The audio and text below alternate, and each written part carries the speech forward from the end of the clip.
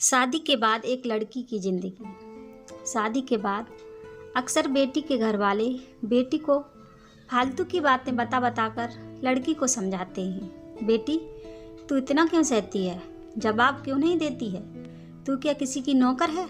या फिर बहुत सारी ऐसी ही बातें हैं जो उसकी माँ एक लड़की को फ़ोन पर समझाती रहती है। और लड़कियाँ भी कुछ कम नहीं होती हैं। ज़रा सा कुछ हुआ नहीं कि घर को फ़ोन पहुँच जाता है कि माँ, आज इन लोगों ने हमें ये बोला, आज इसने ये किया, आज उसने ऐसा किया। सारे दिन का किया कराया सब अपने माँ को फ़ोन पर समझाती है और उसकी माँ उसको उल्टी पट्टी पढ़ा देती है। ऐसा जब तक चलता रहेगा कोई भी बेटी अपने ससुराल को अच्छे से नहीं चला सकती, क्योंकि उसकी खुद की सोच नहीं होती है। वो अपने ससुराल की जिम्मेदारियों को नहीं समझ पाती और वो अपने ससुराल के लोगों को अपना तो मान लेती है दुनिया की नज़रों में, लेकिन खुद की नज़रों में नहीं मान पाती। और लड़कियां अपने मायके और ससुराल में फ़र्क करने लगती हैं। कभी अपने ससुराल में लोगों के जज्बातों को नहीं समझ पाती हैं, उनका दिल दुखाती रहती हैं। और इसी तरह करने से ससुराल वाले भी बेटी और बहू में फ़र्क करना शुरू कर देते हैं। किसी की भी माँ बाप, भाई बहन को उसके ससुराल में ज़्यादा दखल नहीं देना चाहिए। ऐसा करने से उसकी बेटी का परिवार बिखर सकता है और वो कभी खुश नहीं रह पाएगी। अब उसकी शादी हो गई है और वो इस काबिल है कि अपने परिवार को संभाल सकती है, और नहीं भी संभाल पा रही है तो उसके ससुराल में और भी लोग हैं जो पहले से परिवार को चला रहे हैं। वो अपने सास ससुर, जेठ जेठानी और परिवार के सभी लोगों से सीख लेगी, क्योंकि अब वो एक नए घर में गई है जहाँ पर नए लोग और नए विचार के लोग होंगे। उसे उनके विचारों में ढलना होगा, उसके परिवार के रंग में रंगना होगा, तभी वो अपने परिवार को संभाल पाएगी।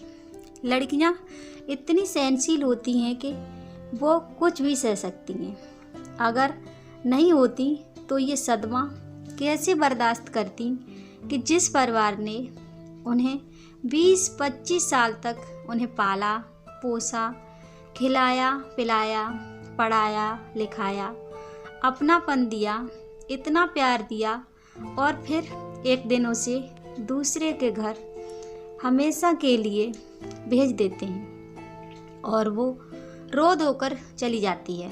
कुछ समय बाद वो एक नए माहौल में ढल जाती है।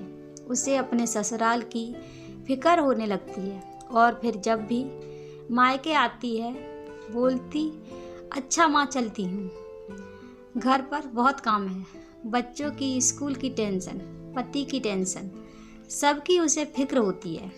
ऐसी सहनशील और समझदार लड़कियों को कुछ बताने या समझाने की क्या ज़रूरत है?